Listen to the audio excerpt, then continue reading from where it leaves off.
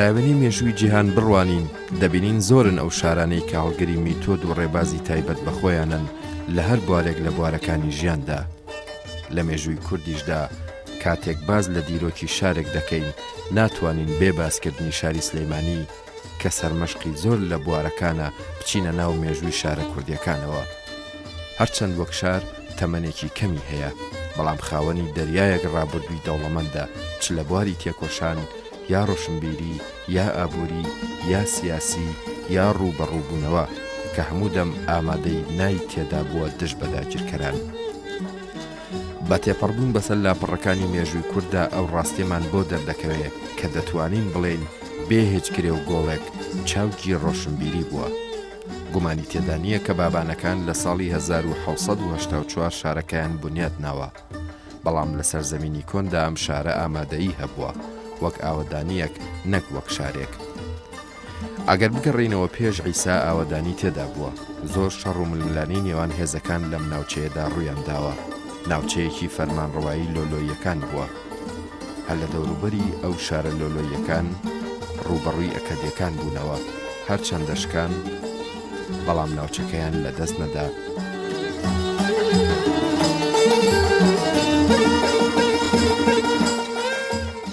لە ساڵی 1984 ئیبراهیم پاشای بابان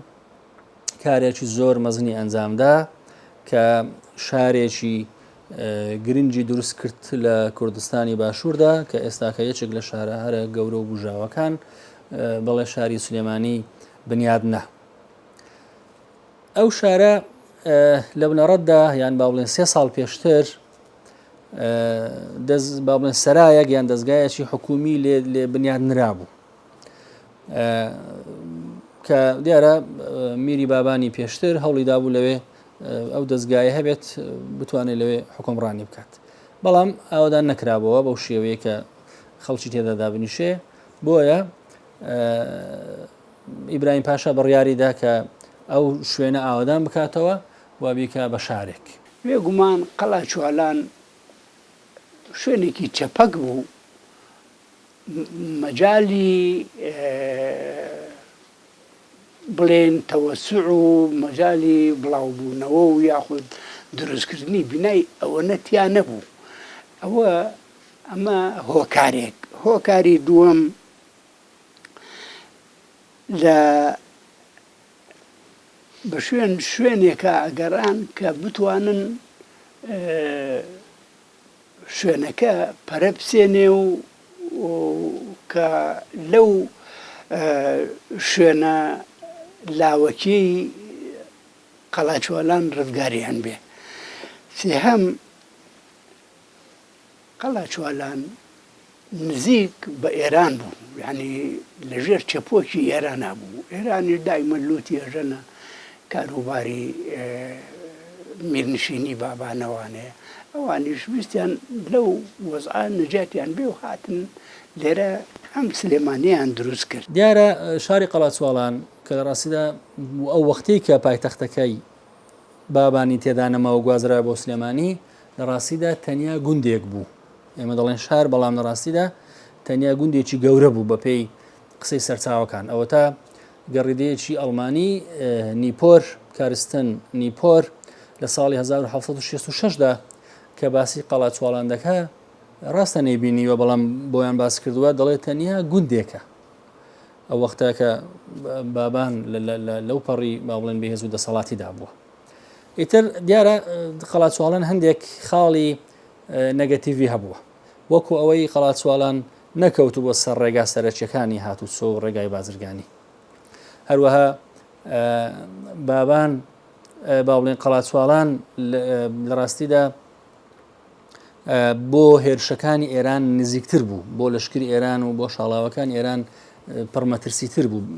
نزیکتر بوو بۆ ئەو هێرشانە. لەبەرەوە کە هاتنە سلێمانی، بەڵێ سلێمانی هەندێک خاڵی پۆزتیڤی زۆری تری تێدا بوو لە چاو قەڵاچوالان کە زۆر باشتر بوو. ئەوسا بڵێن قەڵاچوالان مەڵبەندی فەرمانڕەوەی بابانەکان بوو. شوێنێکی فراوان نەبوو، دەشتایی نەبوو، شوێنەکەی تەسک بوو. لەبەرەوە هەموو شارێ هەموو دێە وردە وردە فراوانە بێ ئەو فراوانەی نەما ئیتر بیریان کردەوە بەس پێشەوەی کە بێن سلێمانی بڵێ بنیاد بنێن و دروستی بکەن و ئەمانە ئەمەش مەحموود پاشای بابان مامی برایم پاشا یەت بۆ ڕاوشکار و ئەمانە بۆ ئەم ناوچەی لای مەڵکەنی ئەوە مەڵکەنی هەردێ بۆ وەختی خۆی هەردێ بۆ ئیتر نزیک ئەم سەرایی ئێستا چووە کە هاتۆ بۆ ڕاوشتیوە ئیتر چووە کانێسکەکانی ئاسکان هەمووی بێشەڵان و قامی شەڵان و هەمووی ئاسک و ماسک بووە ئیتی کە هاتۆ بۆ ڕاو ئەو ناوەی بەدڵ بووە چووە بە سێ بەهینێک لە ساڵی 1970 ئەو سەرایی دروست کرد کردە نیشتەی خۆی هەر بۆ ئەومە بەستە دوایی کە برایم پاشای برازای هات فەرمانڕەوایی کرد ئیتر ئەو بیری فراوانی هەبوو بیری ئەوەی هەبوو کە شارێ دروست بێ فراوان بێ تیجارەت بکە پەلپە هاوێ لە هەموو بوارێکە لە بواری دینە ڕۆشەبیرە خوێنەواریە تیجارەتە ئەمانە هەمووی کابرا پیاوێکی بیرتیژ و بیرفراوان بووە یعنی ئەمەشی کە لەگەڵا بوون هەمووی هەڵبژاردە بوون هەمووی چالاک و زیرەک و خوێنەوار و لێهاتوو ئەمانە بوون ئیتر ئەو لە دەوروپشتی سەراکە هەنگێ خانووی دروست کردوە تەبیعی خانووی خۆی و بۆ ئەمانەی کەوا هاتوونەتە ناو شارەوە ئیتر مزگەوتێکی دروست کە مزگەوتەکەش کە مزگەوتی گەورەیە لە ئەوەڵ مزگەوت کە کراوە شێخ مارفی نۆدێ کە باوکی کاگە ئەحمەدی شێخە باپیرە گەورەی شێ مەحمووە ئەو ئیمام و عالمی هینی زانەی ئەو وەختە لەگەڵ خوانە هێناوەی بۆ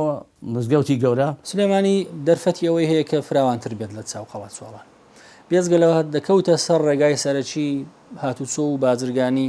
لەگەڵ کەرکووک و هەروەها لەگەڵ بەغدا لە ڕێگای دەربەندی بازیان و لە ڕێگای دەربەندی تاسڵجە و هەر لەوێشەوە ڕێگا بەرەو ئێران و بەرەو ناوچەکانی دواوەی ئێران بەڕێوە دەچوو بێزگەلەوە سلێمانی دەکەوێتە شوێنێک کە لە ڕاستیدا دیارە شاخی گۆیژە سێبەرەی لێ کردووە وای کردووە کە لە شاڵاوەکان ئێران دوورتر بێت و کەمتر بکەوێتە بەرمەترسی ئێرانەکان بێزگەلەوەش ئەو ناوچەکە بێگومان لە ڕووی سەرچاوی ئاو و لە ڕووی ئابووری و لە ڕووی کوشت و کاڵیشەوە دیارە ناوچەیەکی بە پیت و بەرەکەت بووە ئیتر هەموو ئەوانە وایان کرد کە سلێمانی بە خێرایی ئاوادان بێتەوە قەڵات سوڵان بۆ ماوەی سەدەیەک لە ڕاستیدا تا 2000ش هەر تەنیا گوندێک بوو بەڵام سلێمانی زوو بە زوو بوو بە شارێک ئەوە تا لە ساڵی 1920دا کە تەنیا نزیکەی 30 ساڵێک بە سەردامەزراندنیدا تێپەڕی بوو کلۆدیۆس جیمس ڕیچ جێنشینی بەریتانی لە بەغدا باس لەوە دەکات کاتێک کە هاتۆتە سلێمانی دەڵێ 2144 ماڵ لە شاری سلێمانی هەیە کە ئەگەر بە هەموو شێوەیەک بە هەر شێوەیەک لێکی بدەینەوە نزیکەی 10,000 هەتا 12,000 سەردانیشتوانی تێدا هەیە بێگومان بۆ شارێک کە 30 ساڵ تەمەنی بێت بۆ ئەو وەختە لە کوردستان شارێکی ئاودانە بە تایبەتی ئەگەر تەمەشا بکەین ئەو وەختە لە کوردستانی باشووردا شاری ئەوەندە ئاودانمان نەبوو شارێکی وەکو کەرکووک کە لە هەموو شارەکانی تری کوردستانی باشوور ئاودانتر بوو لەو سەردەمەدا تەنیا نزیکەی 25 هەتا 30,000 سەردانیشتوانی تێدا هەبوو لە نووسراوە ئاشووریەکاندا بە شاری سلێمانی ئەو مەڵبەندەیان وتووە زامووە ئەمەش پشڕاستی ئەوە دەکاتەوە کە ئاوەدانی لەم ناوچەیەدا هەبووە بەو پێی مەڵبەندی شارەکە لەسەر دەشتی شارە زوور بنیادنراوە لەگەڵ هاتنی ئیسلامی بۆ ناوچەکە دەڤەرەکانی دەوروبەری شوێنی ئەم شارە کەوتنە بەر ئەو شەپۆلەی هێزی ئیسلام بە تایبەتی ناوچەکانی گەرمیان و هەڵەبجە ئەگەر قسەکردنەکەمان لەسەر خودی شارەکە و بنیادنانی بێ ئەوە دەگەڕێنەوە بۆ سەرەتای ساڵی 1970 کە مەحموود پاشای خاڵی برایم پاشای بابان سەرا و هەواری خۆی لە کانیاسکان بە تایبەت لە قشڵەی سەرای سلێمانی بنیاد ناوە کە ئەمەش دەکاتە 3 ساڵ پێش گواستنەوەی پایتەختی میرنشینی بابان لە قەڵاچوالانەوە بۆ سلێمانی لە سەردەمی سلێمان پاشای بابانەوە هەوڵی گواستنەوەی ئەم پایتەختە دراوە بۆ جێگای شاری سلێمانی، بەڵام بە هەر هۆکارێک بێت بە ئاکام نەگەیشتووە. دواتر ئەم کارە لە سەردەستی یەکێک لە کوڕەکانی میر سلەیمان کە ئیبراهیم پاشا بوو لە ساڵی 1784 بەجێگەێنرا لە قەڵاچوالانەوە گواستیەوە بۆ شوێنی ئێستای شاری سلێمانی. ئەمەش بە وەرچەرخان دادەنرێت لە مێژووی کووردا یان بە یەکێک لە هەنگاوە گرنگەکانی گۆڕانی کۆمەڵایەتی و سیاسی و ڕۆشنبیری و ئابووری لە ناوچەکەدا لە قەڵەم دەدرێت. ئەو وەختە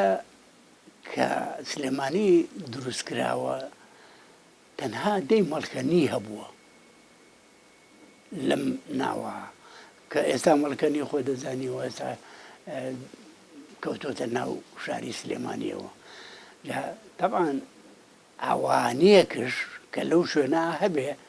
ئەو کەسە تەشریعەکە بۆ ئەوەی بێ لە لای ئەو ئەوانەوە شارێک یا شوێنێک دروست بکە بۆ ئەوەی یارمەتی بە لە بەعزێشتا.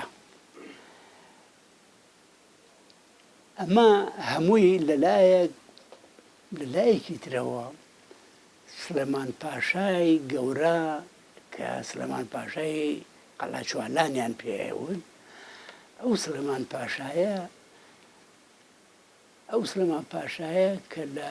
سەردەمی ئەوە شەڕی 12 سوارەی مەریوان ڕوویە. ئەو سلێمان پاشایش لە کاتی خۆیان بیری لەوە کردبووەوە کە قەڵاچوالان بگوێزێتەوە بۆ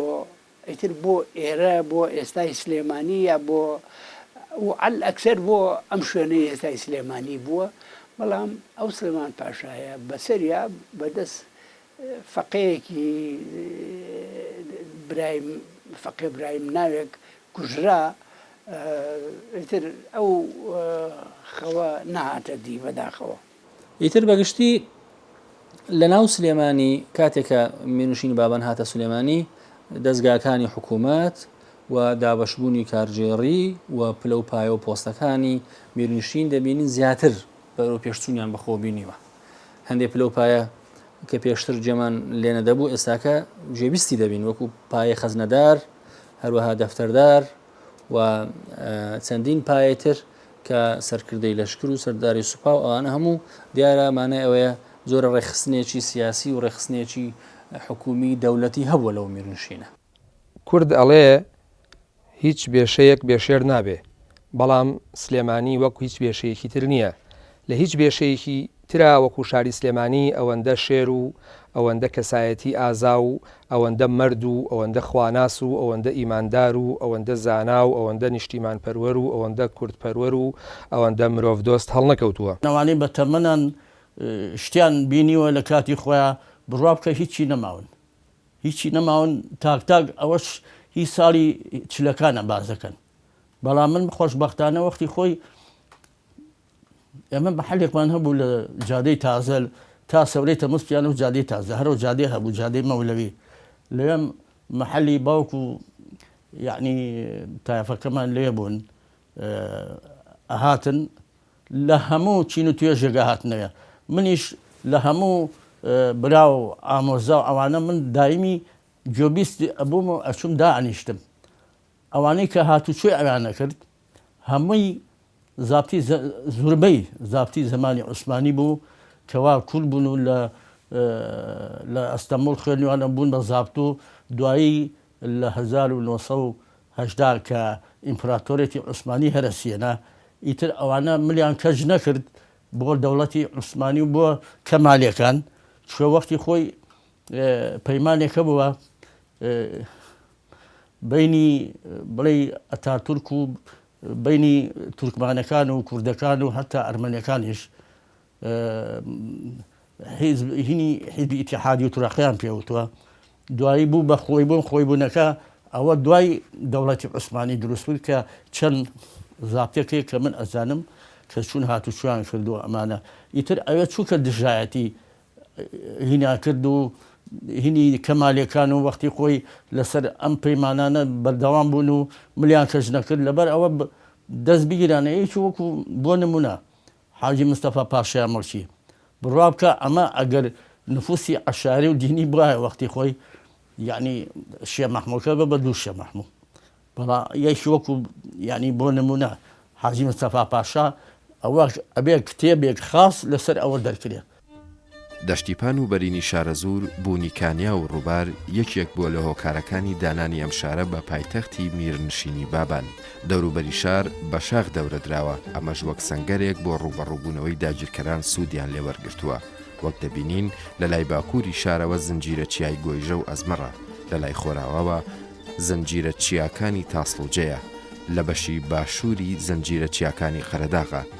لە بەشی خۆرهەڵاتەوە دەشتیپان و بەرینی شارەزورە. ئەمە ژوای کردووە بە تایبەت شاخی گۆیژە و ئەزمەر وەک سەنگەرێک بێت دژ بە هاتنی هێزەکانی ئێران. ئەو شاری کە هەمیشە شاری بەرگری و شاری بەرخوردان و قارەمانەتی بووە، هەمیشە سەرئامەد و پێشڕە و پێشەنگ بۆ لە هەموو بزافی ڕۆشنبیری و لە هەموو لایەنەکانی تری نوێکردنەوە، هەروەها زیندووکردنەوەی کللتوری کوردی. دیارە ئەم بۆنەیە شارێکی وا نوێ بەو مێژوەکەمەوە ئەتوانین بڵێ هەچ کە ساتێکی ئەم شارە خۆی لە خۆیان پڕ مێژوویەکە. ئەگەر بە وجدانەوە مێژونووسانمان مێژوو شاری سلەیمانی بنووسنەوە تێگەن کە ئەم شارە بۆ چرکەیەکیش ڕانەوەستاوە و مد نەبووە و هەمیشە سەنگەری بەرگری بۆ نەکرد بۆ خۆی بۆ شارەکانی تریش. لەو کەسایەتیە بەڕێزانی کەوا لە شاری سلێمانیە هەڵکەوتون، مەسەلەن شاری سلێمانی هاوتایە ناوەکەی لەگەڵ زانای پایابەرز و ئیمانداری کورد شێخ معرفی نۆدیەیی کە باوکی کاک ئەحمەدی شێخیش بووە، هەروەها کاک ئەحمەدی شێخ، مەولانا خالیدی نەقشبەندی، حاجی مەلا عەلی، بنەماڵەی حەفید زادە و بنەماڵەی نەقیب و یعنی چەندین کەسانی تر کە لە شاری سلێمانیە ژیاون و جێدەستیان هەبووە لە شاری سلێمانیە لە بوارە جیاجیەکانی ترا بەڕاستی. لەوانە نەجمەدین مەلا کە خاوەنی قوتابخانەیەکی داناوە شەوان بۆ ئەو کەسانی لە شاری سلێمانیە بە ڕۆژە ئەهلی کەسە بۆ بازار ڕنیانیان توانی و بخوێنن، خەڵکی فێری خوێنەواری کردووە و قوتابخانەکەشی ناوناوە کەشتی نوح بۆ ئەوەی ئەوکو چۆن کەشتی نوح خەڵکی لە تۆفان ڕزگار کرد، ئەوانیش لە تۆفان و زریانی نەخوێنەواری ڕزگار بکات. کەسایەتیکی تریش زۆر هەبوون لە شاری سلێمانیە و کەسایەتی دەوڵەمەنەکان کەەوە بەڕاستی شوێندەستیان دیار بۆ چەنە گرنگیان داوە بە دنیا، ئەوەندەش گرنگیان داوە بە دین و ئەوەندەش گرنگیان داوە بە خزمەتکردنی فەقیر و هەژاران و لەوانە مەسەرەن کەریمی عەلەکە کەسایەتێکی ناوداری شاری سلێمانیە کە مەسیحیش بووە و بەڕاستی پێویستەکە لەگەڵ هەر باسکردنێکی شاری سلێمانیە ئێمە ئیشارەت بدەین بۆ پیاوە بەڕێزە کە بە تایبەتی لە کاتی گرانیە سەرۆت و سامانی خۆی خستۆتە گەڕ بۆ ئەوەی کە دانەوێڵە کە نرخێکی زۆر گران هەبووە، ئەو خەڵکانی ترکڕیویانە و هۆقەیەکیان داوە بە سێلی لێ ڕەشادی، بەڵام ئەو بە بەلاش بەسەر فەقیر و هەژارانە دابەشی کردووە. تەنانەت ئەوانش کەوا مەیسور الحال بوون و ئیمکانیەتیان هەبووە بە نیوە قیمەت فرۆشتێتی بەوان و کاتێک ئینگلیز هاتوتە شاری سلێمانیەوە زۆربەی ماڵ و فەرمانگەکانی تاڵان کردووە، لەوانەش ماڵی شێخ مەحموودی حەفید زادە لەو تاڵانەی ئینگلیز بێبەش نەبووە، کەچی ئەبینی کەریمی عەلەکە دێت شتەکان لە ئینگلیز ئەکڕێتەوە بۆی دوایی بیانداتەوە و وەکو ڕێزێنانێکیش لەم پیاوە بەڕێزە و لەبەر توانایی خۆی لە کاتی حکوومەتی شێخ مەحموودی حەفید زادە کراوە بە وەزیری دارایی. ئەو کاتی کە شاعیرە گەورەکانمان کە بە شاعرانی بابان یا سێ کوچکەی بابان ناو دەبرێن کە نالی و سالم و کوردین، هەر لەو کاتەوە ئەمانە بوونە پێشەنگی نوێکردنەوەی زمانی کوردی بە دیالێکتی کرمانجی خوارو و هەروەها لێرەوە شعری بەرگری بە تایبەتی لای سالم کە ئەگاتە تۆپی بەرگری و بەرپەشدانەوە هەر لە چامەکەیدا کە بۆ نالی وەڵامی نالی داوەتەوە و باسی جەزدرێژی و زوڵم و زۆری تورکەکانەکە و ئەو کاتێک کە سالم باز لە قارەمانەتی لەشکری بابانەکە، ئەمە هەر لە خۆی لە خۆیان جۆرێک لە پێشەنجی ڕۆشنبیری دەرەخا بۆ بەرامبەر بە داگیرکەران. لێرەوە لەناو ئەو هەموو شعر و بەرهەمانی شاعراندا بۆمان دەرەکەوێت کە سلەیمانی هەر لەو کاتەوە هەچ کاتێک داگیرکەران ویستبێتیان ئەم شارە داگیرکەن نەیانتوانی وەزاڵ بن بەسەر ئەو لایەنە ڕۆشنبیریە، بۆیە هەر لەو سەردەمەوە بۆ ماوەیەک کە 1950ەکە کە تورکەکان سلەیمان داگیر کرد، جارێکی تر ئەو جانە لە ناو نەوەکانی نوێ نەوەی سەردەمی شێخ مەحموود دوای جەنگی جیهانی یەکەم دیسانە ڕۆشنبیری لەم شارە سەری هەڵدایەوە. لە سەردەمی بابانەکانە زۆر خوێندەواری لە سلێمانی گەشەیەشی بەرچاوی بەخۆی و بینیوە لە پاڵ ئەم شاعیر و ئەدیبانە کە هەیە ژمارەشی زۆر لە زاناکان توانیوانە ئیشکن لەوانە شاکاری گەوریان بەرهەمهێناوە تەنانەت بەشیشیان لە کتێبە دەستنووسەکانی خۆیان ئیشارەتیان بەوە داوە کە ئەوان ئەو کتێبانەی خۆیانیان لە سایی حکمی بابانەکانە نووسیوە لەوانە بۆ نمونە شێخ مارفینۆ دێ لەوانە لەو زانانەی ئەو سەردەما مەلا عەبدوڵای بێت تووشی بە بەرکەوتنی سوپای ئینگلیز و داژیکردنی بۆ شاری سلەیمانی دیسانەوە دەستەبژێکی تر لەو سەردەما هەڵەیەنەوە کە بەڕاستی لەو کاتا سلەیمانی ئەبێ بە پێشەنگی ڕۆژنامەنووسی باشووری کوردستان هەر لە ڕۆژنامەی پێشکەوتنەوە کە 118 ژماری لە دەرچووە و مێجەسۆن خۆی سەرپەرشتی کردووە هەرچەندە ئامانجێکی سیاسی و بۆ پروپاگەندە ئینگلیز بووە بەڵام لەگەڵ ئەوە دەستەبژێری کورد شاعیرە گەورەکانمان توانیوانە ژیانی نیشتیمان پەروەری لەناو ئەو ڕۆژنامەیەشە بچێنن و دواتر بەرهەمەکەی لە سەردەمی مەلیک مەحموود و حکومڕانی مەلیک مەحموودە سەر هەڵبەداتەوە لێرەوە هاتنی چاپخانەیەکی نیوداش بۆ شاری سلەیمانی و بوونی ئەو چاپخانەیە بە پردێک بۆ بڵاوکردنەوەی ڕۆشنبیری کارێکی زۆر گەورە مەزنە سەبارەت بە ناونانی شاری سلێمانی چەند بۆچوونێکەیە کە زۆر لە مێژونووسان ئاماژەی پێدەدەن لەوانە مامۆستا جەمیل ڕۆژبەیانی و محەممەد ئەمین زەکیبەگ و جەمال بابان و چەندانی تر قسەیان لەسەر کردووە لە گرنگترین ئەو بۆچوونانە هەندێک دەڵێن لەبەرەوەی برایم پاشای بابان کاتێک لە بەغداد بووە زۆر نزیک بۆ لە سلێمان پاشای والی ئەو شارەوە بۆیە کاتێک شاری سلێمانی بنیادناوە هەر بە ناوی ئەم والیەوە شارەکەی ناوناوە کە ئەمەش زۆر لە مێژونووسان ڕەتی دەکەنەوە و پێیان وایە دەکرا بە ناوی سوڵتان سلێمانی عوسمانیەوە بێت نەک بە ناوی والی شاری بەغداوە بۆچوونێکی تر دەڵێ بە ناوی سلێمان پاشای کوڕێەوە ناوی ناوە ئەمەش وەک خۆشەویستیەک بۆ کوڕەکەی یان دەڵێن بە ناوی سلێمان پاشای باوکیەوە ناوی ناوە کە یەکێک لە حەزەکانی گواستنەوەی پایتەخت بووە لە قەڵاچوالانەوە بۆ شوێنێکی تر هەرچی مامۆستا جەمال بابانە دەڵێ لە کۆندا جێگەی ئێستای شاری سلێمانی شوێن و پێگەی دەسەڵاتێکی تر بووە بە ناوی سێلۆنای کۆن وای بۆ دەچێت کاوشەی سلێمانی هەر لەم سێلۆلانەوە داتاشرابێ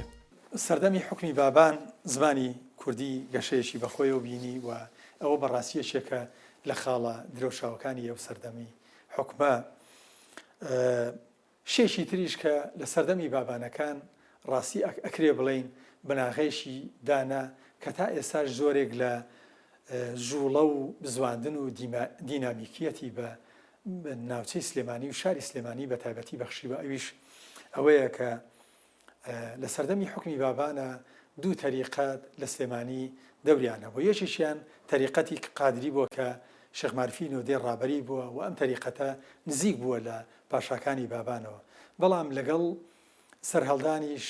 مەولانە خالید لە سلێمانی بەتابەتی پاژەوەی کە ئەچێ بۆ هیندستان و تەریقەتی نەخشبەندی لە سەردەستی شێخ عەبدوڵای دیهلەوی وەرەگرێوە گەڕێتەوە بۆ ناوچەی سلێمانی ئیتر بەڕاستی ئەم تەریقەتە پەلە هاوێ بۆ زۆر ناوچەکانی قەڵەمڕەوی حکمی بابان و تەنانەت دەرەوەش بۆ نمونە بۆ ناو شێخانی هەورامان شێخانی بارزان شێخانی ناوچەی شەمدینان و نەهری و تەنانەت دەرەوەی ئەچێت بۆ ناوچە ئیسلامیەکانی دەرەوەی کوردستانیش مەحوی شاعیر کە یەکێکی تر بووە لە شاعیرەکانی ناوشاری سلێمانی و لە متەسەوفین و لە کەسێکەوە ینی ناکرێ ئیشارەت نەکرێ بە یادی مەحوی گەورە لە کاتی باسکردنی شاری سلێمانیە هەروەها شاری سلێمانی بەڕاستی توانین بڵین شاری شاعیران بووە چەندین پیاوی گەورەی وەکو پیرەمێرد و بێخود و مەلا مستەفای سەفوەت و حەمدی ساحب قڕان و نالی و سالم و کوردی کە ئەمسیانە پیان و تراوە سێکوچکەی بابان وەفایی بێسارانی زێوەر بێکەس ئەمانە نمونەیەکن لەو کەسایەتیە بە ڕێزانی کەوا لە شاری سلێمانیا دەوریان دیوە و شاری سلێمانی پێ ئەناسرێتەوە چلایانی ئەدەبی بگرین چلایانی سیاسی بگرین تی ئەگەین کە لێرەوە هەموو بەرپەشدانەوەیکی وتاری سیاسی لە سەردەمی مادەکانەوە تا ئەو قۆناغا شێوەی وتاری سیاسی بۆ شوێنێ بۆ کەیبینین تەماشا بکە لە ناو ڕۆژنامەکانی شێخ مەحمووە کەسێکی گو عارف سایب بەرپەچی هەموو ڕۆژنامەکانت دادەوە کە هەمان بیر و بیرۆکەی ناسیۆنالیستی عەرەبیان هەبوو بەرامبەر دامەزراوەکانی شێخ مەحموود سلەیمانی لە زۆر لایەنەوە پێشەنگە تەنان لە سرودەوە ئێستا ئەگە سەیری بکەین ئەو کاتێک کە نمایشی سەربازی لە سەردەمی شێخ مەحموودە ئەکرێت سوپای شێخ مەحموود شێخ نووری شێخ ساڵح سرودی بۆ ئەو ئەسکەریان بۆ ئەو خەڵقانە ئەڵێ کە مەشق ئەیانەوێت دامەزایش کوردی بکەن. کاتێک بمانەوێت لاپەڕەکانی مێژووی شاری سلێمانی هەڵبینەوە چەند شتێک سەرنجمان ڕاکێشێت ئەگەر بگەڕێنەوە بۆ ئەرشیفی ڕۆژنامەوانی شاری سلێمانی کە هەندێک ئاگاداری و بڵاوکردنەوە کراوە بۆ ئەوەیکەوە خەڵکی شاری سلێمانی ئاگادار بن و داواکاریان لێکراوە. من بە پێویستی ئەزانم لێرە دوای تێپەڕبوونی نزیکەی 85 ساڵ تا 90 ساڵ بەسەر بڵاوبوونەوەی ئەم ئاگاداریانە لە ڕۆژنامەکانی ئەو کاتی شاری سلێمانیە جێی خۆیەتیکەوە دووسەیەک لەو ئاگاداریانە بخوێنینەوە کە بە ینی ڕێنووسی ئەو سەردەما نووسراوە بزانین کەەوە دەری ئەخات ئەمە ئاستی پێشکەوتنی ڕۆشنبیری و فەرهەنگی و اقتصادی شاری سلێمانی دەرەخا. مەسەلەن لە دەی 2926 ئەم ئاگاداریە کراوە و ئەم نامەیە نێراوە بۆ جەنابی مدیری سەرچنار. لطفاً ئەمر بکەن بە ئەهلی گڵەزەردە بەرموعتاد ڕۆژی یەکشەممە 14 مارت وەختی ئێوارێ بچنە سەر شاخەکە و بە دیقەت تەڕەسوودی هیلالی ڕەمەضان بکەن. ئەگەر هیلالیان چاوپێکەوت دەست بەجێ ئاگرێکی گەورە بکەنەوە کە علامەتی چاوپێکەوتنی هیلال بێت. کەذا دەست بەجێ دوو کەسی معتەبەریان بێنە شار لای جەنابی قازیەفەنی شەهادەتی ڕوئیەتی هیلال بدەن. متصرفی سلێمانی ئەحمەبەجی تۆفیق ب. ئەمە مەسەرەن کە خەڵکی گڵەزەردە کە ئەکەوێتە خواری سلێمانیەوە و زێدی زانا و کەسایەتی ناوداری کورد و سلێمانی شێخ حەسەنی گڵەزەردە بووە کە مەرسەدێکی فەلەکی هەبووە کە بۆ خۆی بووە بە ینی ئیندیکیشنێک و دەرخستەیەک بۆ هاتنی بەهار و هاوین و زستان و جەژن و ڕەمەزان و نەورۆز و ینی کەسایەتیەک بوو ئەگەر وەکو ئەوروپاییەکان یا ئەمریکاییەکان ئەگەر ئیمکانیتمان ببوایە ئەمانتوانی ناوی بخێنە لاپەڕە پشنگدارەکانی مێژووەوە. بۆچوونێکی تر هەیە دەڵێ کاتێک بناغەی شاری سلێمانیان دادەنا ئەنگوستیلەیەک دۆزرایەوە کە وشەی سلێمانی لێنووسرا بوو. بە بۆچوونی خەڵکی ئەو سەردەما ئەمە هەرهەمان ئەنگوستیلەکەی حەزرەتی سلێمانە وەک ڕێزێک بۆ ئەم پەیامبەرە شارەکەیان بەو ناوەوە ناوە. ئەگەر ژیرانە تەماشای شاری سلێمانی بکەین دەبینین ئەو هەموو چالاکیانە لە بواری ڕۆشنبیریدا و تا مەزرۆیی خەڵکی شار بۆ فێربوون و پێشکەوتن ئەو ڕاستیەمان لا گەڵاوە دەکات کە بێشک بڵین پایتەختی ڕۆشنبیریە. کاتێک لە ژێرسایی میرنشینی باباندا بووە پێگەکەی ئەوەندەی تر پتەوتر بووە. ئەو هەموو مزگەوت و حوجرە و خانەقایە چەندان کەسایەتی گەورەیان پەروەردە کردووە. کلۆدیس جەی مسڕیچ لە ساڵی 1920دا سەردانی شاری سلێمانی دەکات. ئەڵێ لەم شارە بچووکەدا 5 مزگەوت بوونی هەیە کە ئەم مزگەوتاناش جێگەی خوێندن و نووسین و فێربوونیان تێدا بووە. مامۆستایانی گەورەی وەک شێخ مارفی نۆدەی و مەولانا خالیدی نەقشبەندی و کاک ئەحمەدی شێخ و شێخ عومەر قەرەداغی و چەندانی تر هەر لەم شارەدا ئەزموونیان وەرگرتووە و پاشتر بوونە مامۆستاینەوەکان. لە ڕیزی شاعیرانیشدا نالی و سالم و کوردی کە بە سێ کوچکەی شاعرانی بابان ناو دەبرێن هەر لەم شارەدا گەورە بوون. دواتر بە قەڵەمەکانیان دیالێکتی خوارویان دەوڵەمەند کرد. ئەم ڕێچکەی ڕۆشنبیریە دوای خۆشیان هەر بەردەوام بووە. شاعرانی نوێ ئاڵای ڕووناکبیری لە شارەکەدا هەڵدەکەن. لەوانە مەحوی و زێوەر و عەلی کەمال باپیر و شێخ نووری شێخ ساڵح و سەلام و فایق بێکەس و پیرەمێرد و بەختیار زێوەر و چەندانی تر درێژەی پێدەدەن. ئەم گەڕەکانە ئەوە وەختی خۆی هەر مەڵکەنی بۆ کە دێ بووە ئەجا بەهینیشیان هەبوو ئەوە پیرمەسوورە مەڵکەنی ئەسڵ سەرەوەیە ئەمە پیرمەسووریە بەناوی پیرمەسوورەوە حاجی حانە بەناوی مزگەوتی حاجی حانەوە ئەچێتە بڵێ گۆیژە ئەوە سابووکەرانە ئەوە قەزازەکانە ئەوە قاوەخانەی سەرچیمەنە ئەچیتە دەرگەزێن ئەوە دەرگەزێن ئەوە گونجی حەسەن بەغاییە ئەوە سەرکارێزە کارێزێکی لێبوو لە بەردەم ماڵی نەزمی بەرگی بابانکەوە ئەخیر پیاو کە دوانەوەی بابانەکان مابوو کابرایشی هینی ناوداری ئەمانە بوو. ئیتر هەموو گەڕێکێک دەرگەزێن مەسەلاوە شیوی قازیە بە ناوی ئەو قازی لە ئۆڵجارە بۆ بە قازی لە سلێمانیا هەر یەخی بە ناوی شتێکەوە ئەوە گەرەکی مەسەلا هین گەرەکی چوارباغ هەر چوارباغ نییە گەرەکی هۆلێشە بۆ ئێستا کەس ڕە نازانێت هۆلێ بەس قەسابەکان بوون پیانە و گەرەکی هۆلێ بەس قەسابەکان بوون کانێسکان بازارە پسکۆلە بۆ بەردەم مزگەوتی گەورە کە چی بۆ سەرەکەی و بازارە پسکۆلە بوو شێخ جافر پشتی مەکتەبەکەی کە جاران گۆژە بوو تێکەڵاوی پشتیەوە شخصێکی لێ بە ناوی شێخ جافرەوە شێخ جافر بوو شێخانیش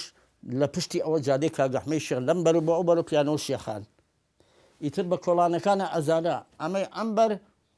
ماڵی شێقار کۆڵانێ بوو بەری ئەو بەر ماڵی جەمیل سای بوو ئەوە تایبەت بوو بە هین بە گەرەشی مەڵکەنی ئەم لە ماڵی شێقار بۆ ئەم لە تایبەت بوو بە گەرەشی شێخان ئێستا تایەیتەوە لای مزگەوتی هەرمنی نووسراوە پیاگەڕێم بەڕۆژ من ئەوانە ئێستاش کەهین ئەبینم مزگەوتەکان تەسەور کە هەمووی من نووسیمەتەوە لە سەرچاوە لە شتەوە شت نێتیان نەبێت کە ئێستا بڵێم جاری واشێ ئەبینم شت بڵاوکەنەوە شتەکان ئەشێنن دوو قەتع نووسراوە ئەڵەیەکی 1900 دروست کراوە یەکی 1905 دروست کراوە ئێستا پشوە ببینەوە قەتعیشی گەورە بە کۆڵانەکە بە پشتی مزگەوتەکەوەیە هەروەک چۆن لە هەموو بوارەکاندا شاری سلێمانی سەرمەشق بووە لە جوڵانەوەی هەستی نەتەوایەتیدا پێشەنگی شارەکانی تر بووە هەموو دەم لەسەر پێ بووە بۆ ڕوبەڕووبوونەوەی داگیرکەران و مێژووی پڕبەرخودانی ئەم ڕاستیە دەسەلمێنێ هەر لە سەردەمی عەبدوڕەحمانی پاشای بابانەوە کە بیری ناسیۆنالیزمی کوردی لەم شارەوە چەکەرەی کرد و دواتر لە سەردەستی چالاکوان و تێکۆشەران نەشونمای کرد ئەگەر سەیری دامەزراندنی کۆمەڵی ئیتیحاد و تەرەقی بکەین لە ئەستەنبۆڵ پێشەنگەکانیان خەڵکی ئەم شارەن لەوانە عەبدوڵڵا جەودەت و شەریف کاتێکیش کە جەنگی یەکەمی جیهان کۆتایی پێهات یەکەم داواکاری سربەخۆیی دامەزراندن لەم شارە بوو کاتێکیش داگیرکەران داواکەیان جێبەجێ نەکرد یەکەم ڕوبەڕووبوونەوە لە سلەیمانیەوە بوو دەبینین دەرەنجامەکەشی دامەزراندنی حکوومەتی خواری کوردستان بوو لە سەردەستی شێخ مەحموودی حەفید هەرچەندە دواتر کەوتە بەڕقی نەگریسی داگیرکەران و بە ساوایی خنکاندیان بەڵام کوانی تێکۆشان لەم شارەدا بۆ ساتێکیش نەوەستا لە باری ڕۆشنبیریدا پایتەختی ڕۆشنبیریە و مێژوو شاهیدی بۆ دەدات لە باری تێکۆشان و ڕوبەڕووبوونەوەشدا وەرەیەکی پۆڵاینیان هەیە و هەستی نەتەوەییان لە لووتکەدایە ڕێچکەشکێن و بە ئەزمون و قوربانی دەر و بە هەڵمەتن بۆیە کامەران موکری باشی پێکاوە کە دەڵێ شاری هەڵمەت و قوربانی